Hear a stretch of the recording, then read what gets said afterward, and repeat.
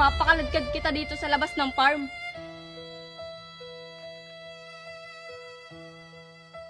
Kat! Ang galing! Husay ng anak natin. Oo nga, ang galing nga eh.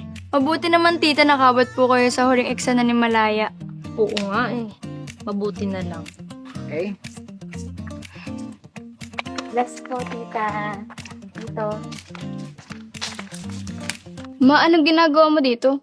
Di ba dapat nagpapahinga ka? Gusto lang naman kita panoodin eh. Tita, kamusta ka na po? Ayos lang. Alam mo ba, Stephanie?